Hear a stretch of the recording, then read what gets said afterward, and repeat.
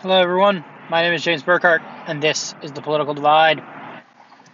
Hopefully, it sounds not too bad on this. I have to keep the windows open given the heat.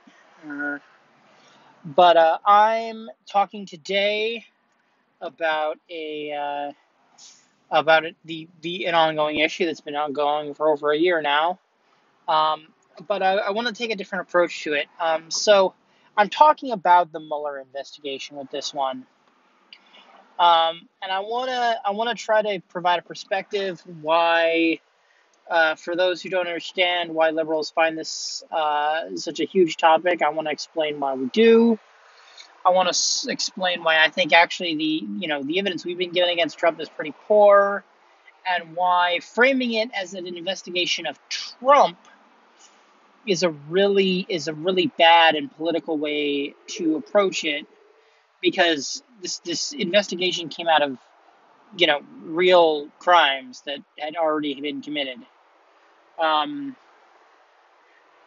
and it's admittedly a very expansive investigation, but unfortunately, the president kind of brought it on. It probably would never have gone to this point without the president's actions.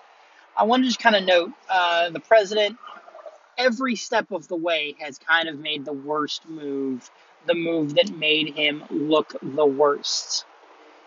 Um, and keeps doing it, and basically keeps refusing to eat crow, and it's hurting him. It's hurting him really. It's hurting his credibility, um, and the Mueller investigation isn't doing that. He's doing it. Um, Now, I would like to. I'm going to go through this again. I don't actually think anything we've seen so far is evidence of Trump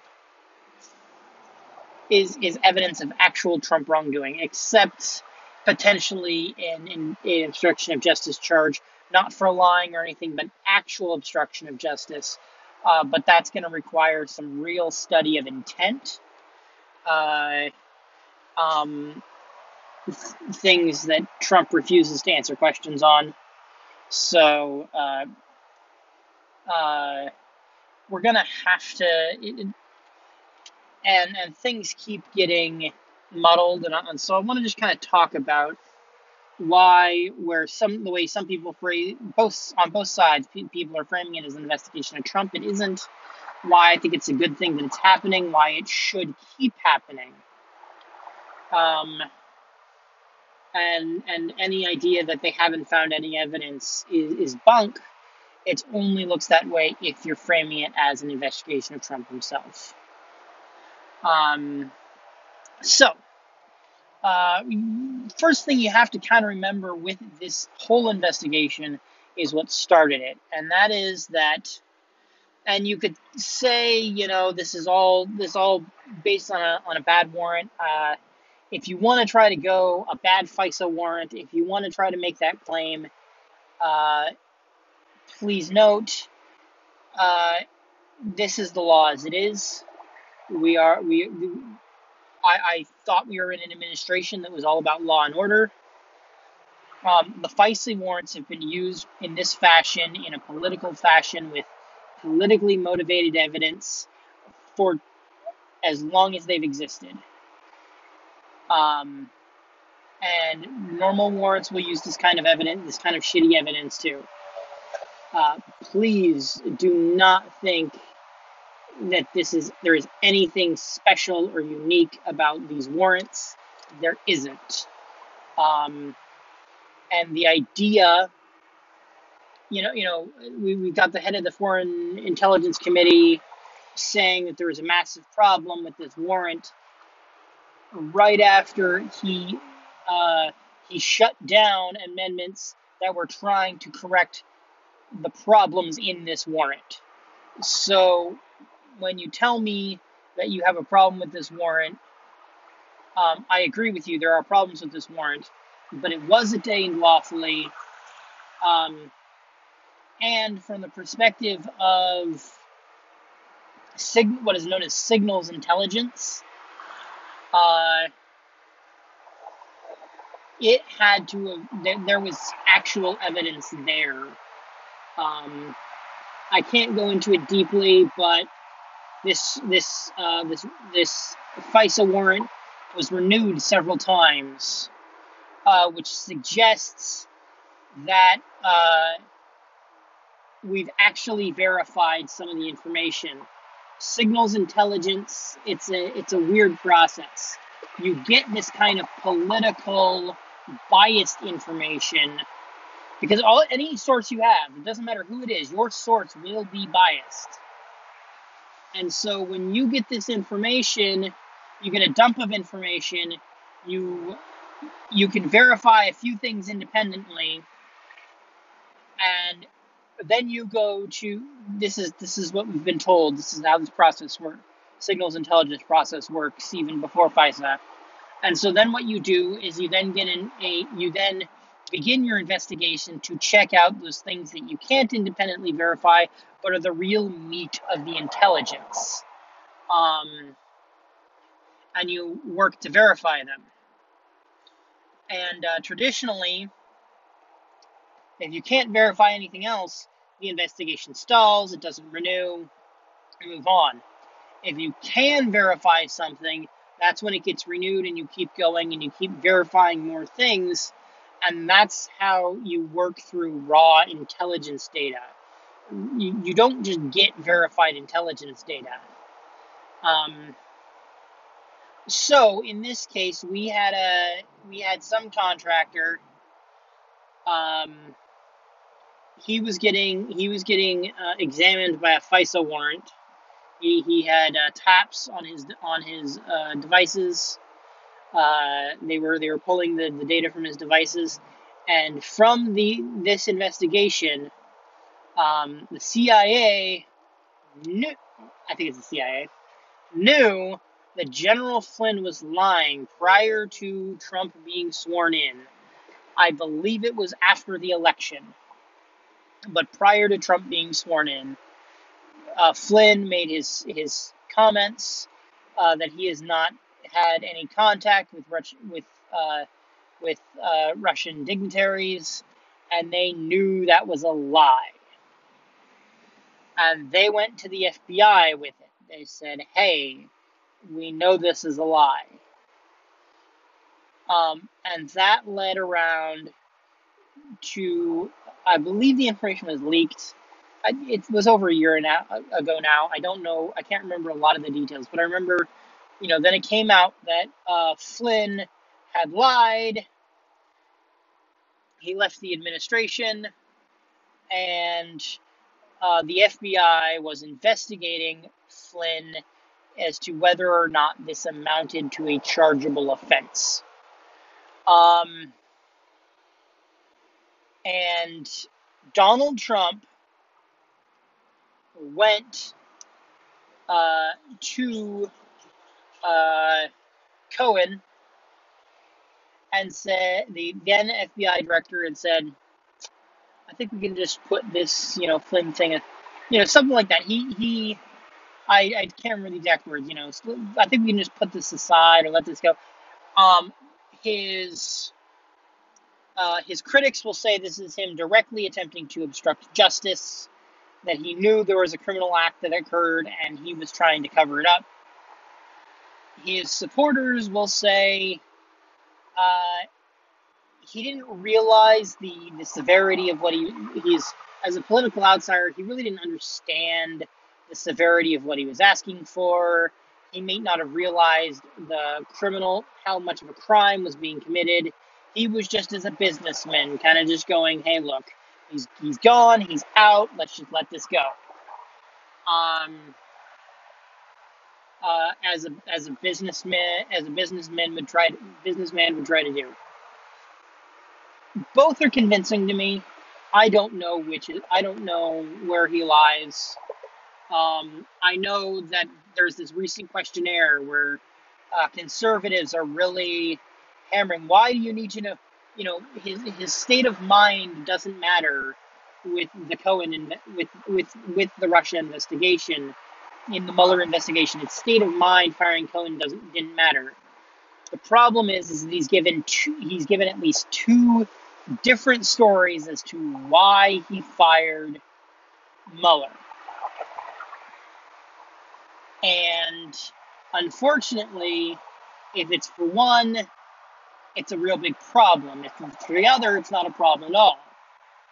And so, and this line of questioning that we see here is part of it. His motives in asking the question are actually key as to whether that's obstruction of justice. If he knew there was a crime happening and he was trying to end the investigation before criminal charges were brought, that's obstruction on its face. Um, uh, it's more, especially if he was worried it would lead back to him. Which a lot of people say, no, he didn't do anything wrong, except for the fact that everything he seems to be doing seems to be covering up for something. Um, and it kind of feels, and so for a lot of liberals, this seems like a where there's smoke, there's fire. Um, Especially given the fact that minor things in the Clinton, with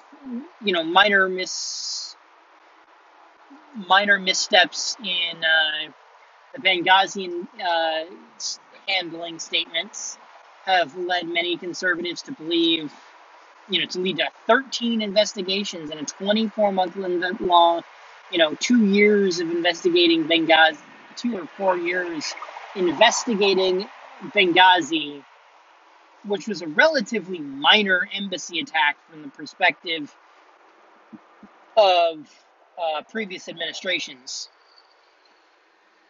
compared to possible Russian interference in the election, in American elections, possible Russian attempts to undermine the democratic process, which is the key process, which is the only thing which gives our government any level of legitimacy.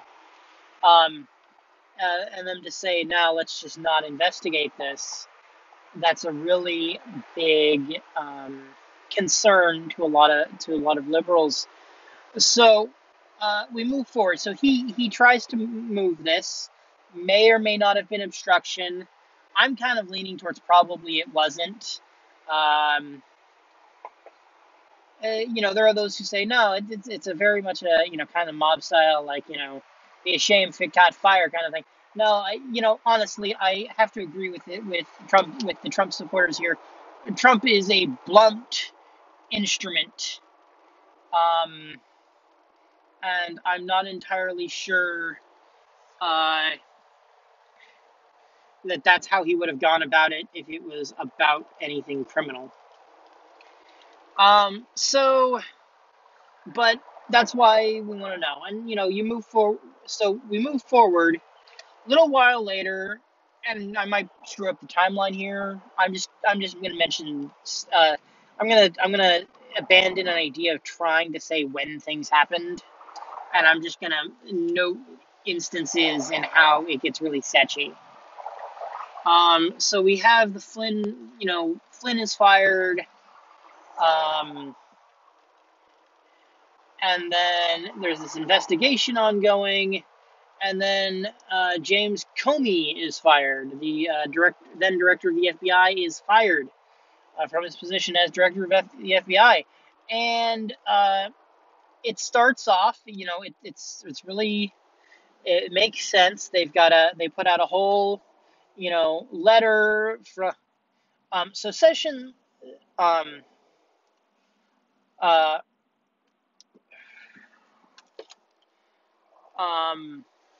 so you have Sessions of the Justice Department. He has recused himself, of which I'll get to in a second. And so Assistant Attorney General Rod Rosenstein pens a letter noting the very real failures of Comey during the Clinton investigation. There's been a recent report suggests that Cohen's Comey's actions, uh, in fact, prejudiced voters toward Clinton, really hurt Hillary. Not only that, and it was handled very improperly. He made decisions for the FBI shouldn't be making decisions for the Justice Department, for the attorney, the attorney's office. So the attorney general. So you have your so the assistant attorney general gives that recommendation. Trump fires Comey. You know what? A lot of people complained. A lot of people were like, "Really?" But you know what? That makes a lot of sense. I could accept that decision. That's not what Trump does. Next day, Trump does an interview, say, "Well, it's really the Russia thing. It's not a thing. So let's just get rid of it." And this is the worst thing you can say.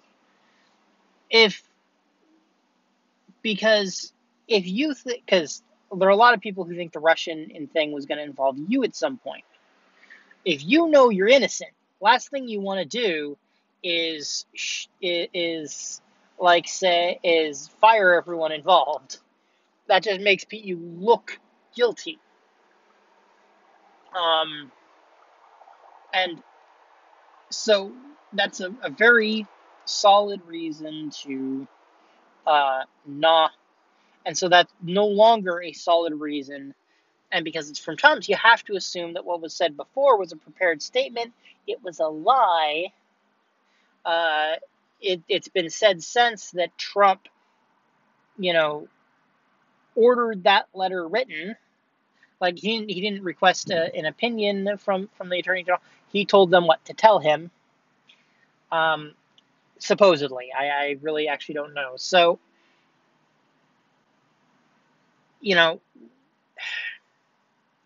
let's put it this way.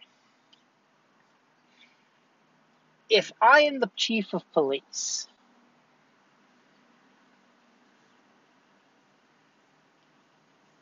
or if I say I'm the mayor, and there is a scandal, there is a funds scandal, and it looks like I might be embroiled in some campaign law violations.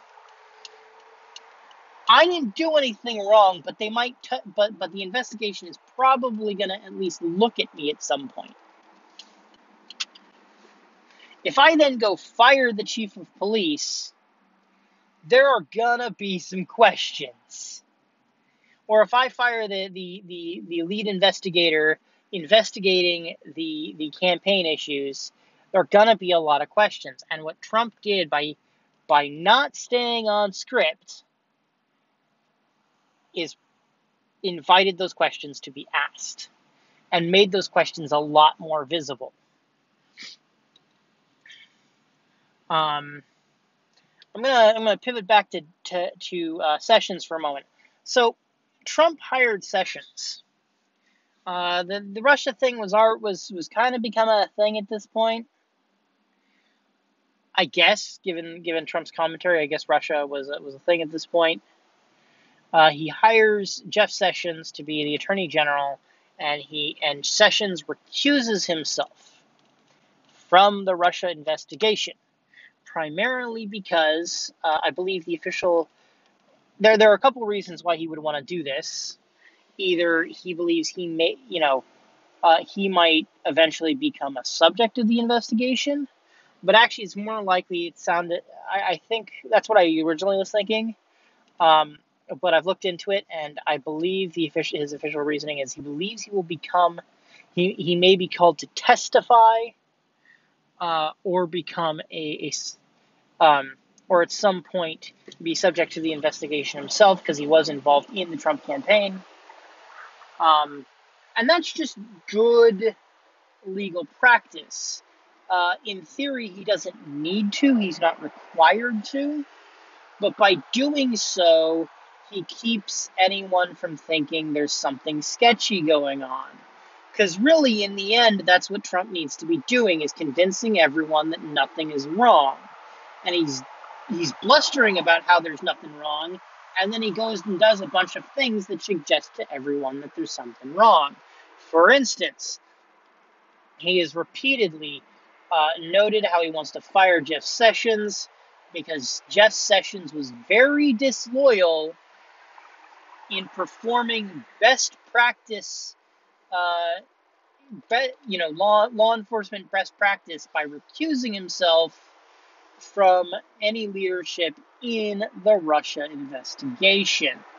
But that was disloyal to Trump. And that leads to my big question when this comes up. What is it about having Jeff Sessions, someone who would be loyal to Trump, right? So if Jeff Sessions was in place rather than Rod Rosenstein, both of them lifelong Republicans, just as a note, what would Sessions have done that Rod Rosenstein hasn't? I can't think of anything that Trump would think that Sessions would do, but that would give that loyalty is important, other than try to protect Trump. And I can only assume, because he keeps coming back to this, he thinks that Sessions, a loyal Sessions, would have shut the investigation down. And this goes once again back to the question: if Trump, the thing that a lot of law and order people say, if you have nothing, if you have nothing to hide, you have nothing to fear. Why does he need the investigation shut down if he did nothing wrong? Now, admittedly, as a liberal, I can see plenty of reasons why Trump would want the investigation shut down.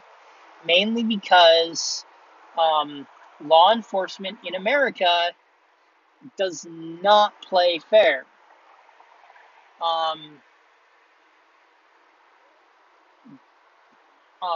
And you need a good lawyer to make them play fair. But Trump has that power. And I just have to keep questioning, what is it about this investigation that he has to shut it down? Maybe it's just optics. He can't stand the idea that someone might think it's true. Unfortunately, he also can't conceive of the fact that shutting it down isn't helping him. For a lot of us, he needs it to end for it to be, the investigate his not being indicted, his not being found guilty, to be legitimate. The investigation needs to run its course. But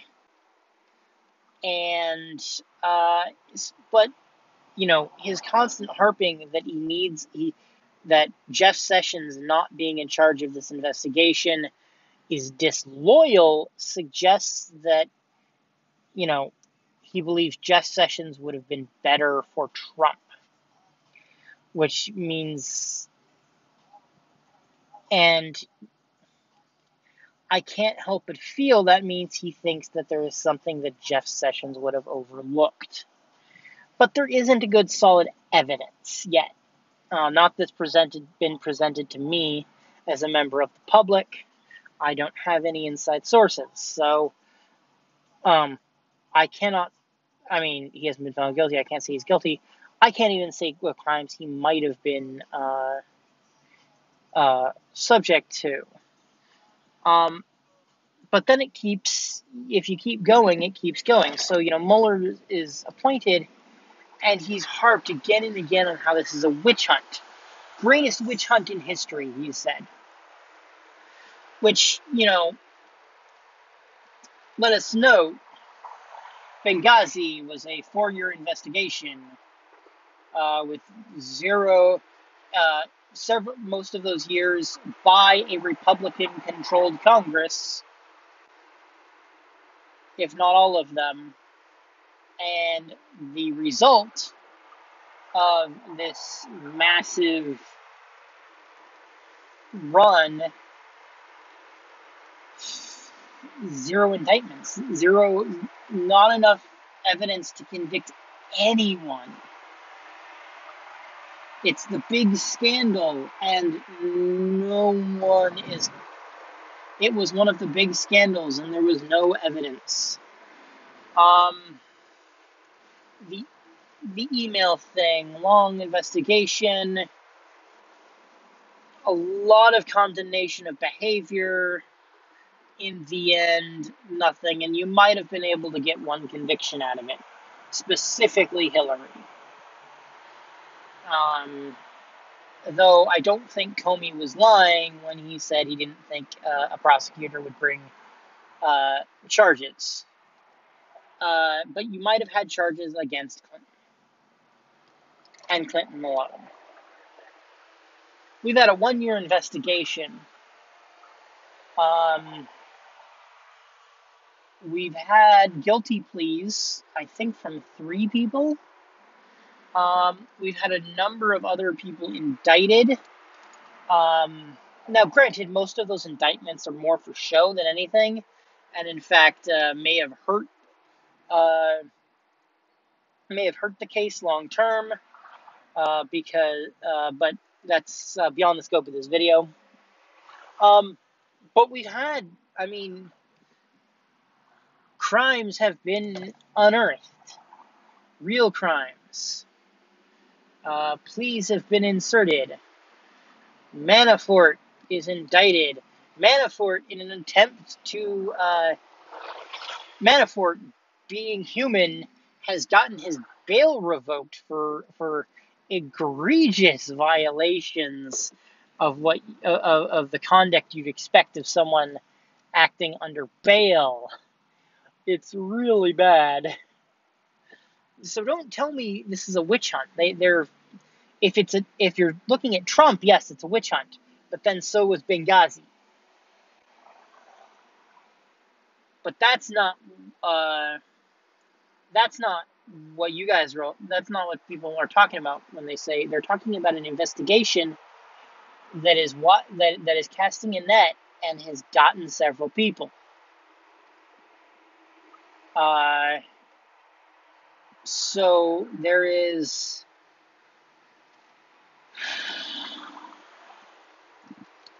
have been a lot of. So this is his investigation is legitimately finding problems, and they are ongoing. Now, so we've got these issues, over here. We had the big revelation about the Trump Tower meeting, and a lot of people might say, oh, big deal, it was about kids. Well, so there's a couple problems with it. The first is, it's about a foreign government offering Oppo research. Doing it from getting Oppo research from a foreign government is pretty bad.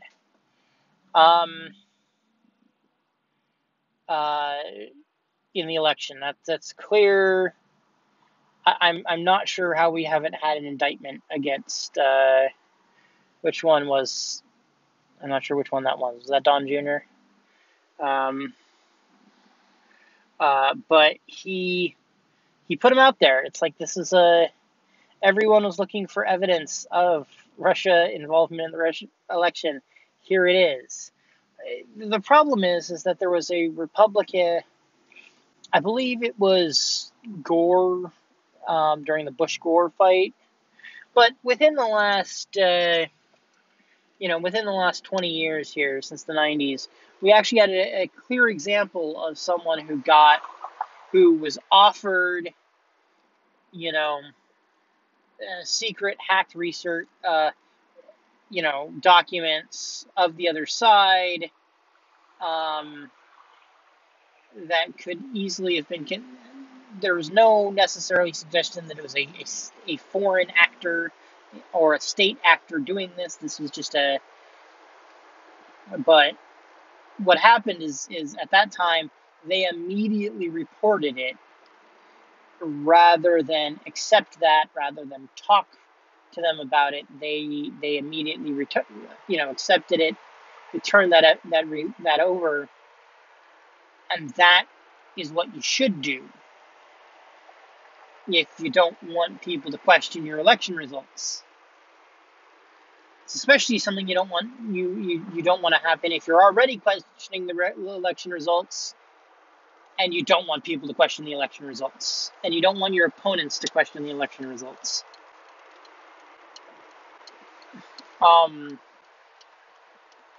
We could put another. I could put another pin in that. Someone said it best. Trump managed to delegitimize an election he won. Why would you do that? But the further problem with aside from the fact that they set this meeting up, aside from every statement made in it, really brings into question this the supposed really brings into question suppositions being made about this whole situation. In general, there are a lot of statements being made about how they're trying to claim how it was just this or it was just that. So the problem is they put out a statement immediately after these were, Don Jr. or I'm pretty sure it was Don Jr. released all of these, and doing all this research people were trying to do to uncover this smoking gun. And when he did it, they then put out a statement about how the meeting wasn't about anything, and that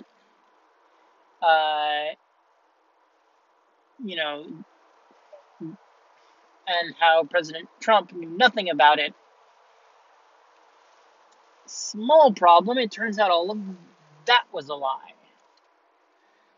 This was a statement that was the statement made by Don Jr. was crafted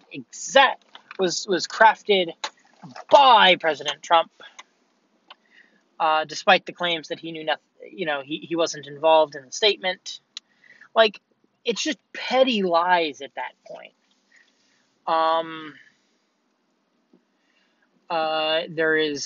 There have been suggestions of evidence here and there that, in fact, Trump did know about it, and it goes on and on. It's really bad. I mean, here I am at 30 minutes. I've barely kind of touched the surface, and I'm already getting just bored. It's just, I can't even muster the outrage anymore. Every time something comes up, Trump will make a statement. The statement is found to be a lie, and sometimes we'll go through multiple layers of lies, and it just looks bad. Trump is making a lot of statements which suggest he just doesn't really know what he's talking about in many cases. And so this is kind of the problem in the end.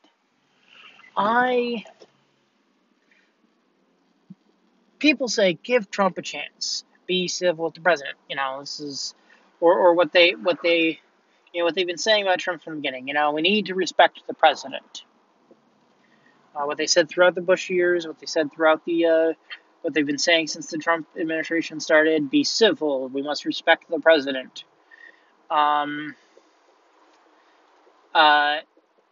Well, when they say that, I'm like, I gave him a chance. I was giving him respect. I gave him respect And every step of the way, he is proven himself unworthy of that respect. And the Russia investigation is just one more. He's floated publicly several times the idea of firing everyone. Sure, that worked out for Nixon. And so, but he's been floating this idea. He's floated this idea. They've tried to highlight. He's had lawyers that have tried to suggest that the president is completely above the law, and that the president is not bound by the law.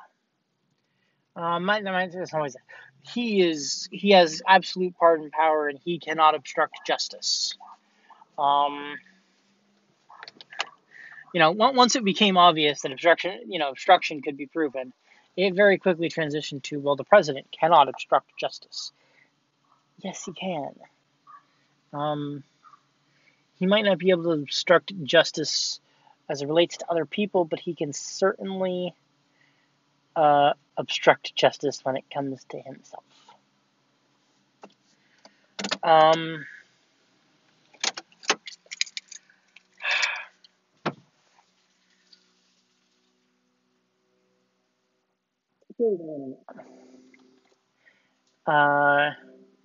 In general, it's his inability to stay on message. It really just, if he had a message, if he was telling the truth, I could respect him. But he's not. He's lying at every turn, verifiably lying. He has been proven to have told mistruths repeatedly. He pulls numbers out of his anus. He pulls facts out of nowhere. He just decides. It's like his worth. His net worth includes a large component that is what it feels like his worth is. I'm sorry, your net worth is about concrete numbers. Maybe that's why, I know you'll say he's never gone bankrupt. Maybe that's why he has involved himself with so many projects that fail, is because it's all about feel. It's not about numbers. But unfortunately, while there are many businessmen who operate that way, Trump has been a failure to operate that way.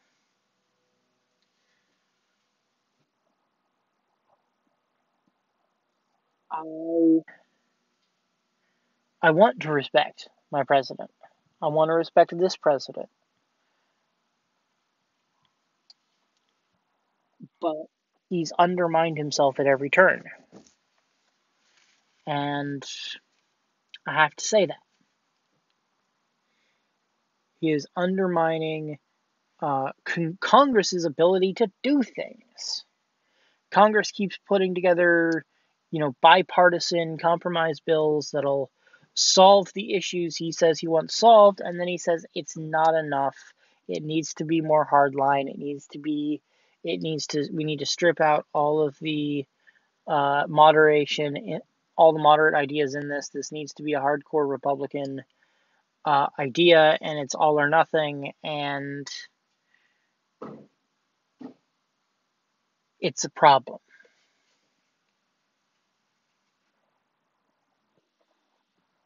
It's a problem because he's not just undermining the country, he's not just undermining his party, he's undermining. I'm going to say that wrong. He's not just undermining Congress, he's not just undermining his party, he's undermining the country. And that is the worst. I might try to do another one on how he's hurting the economy. But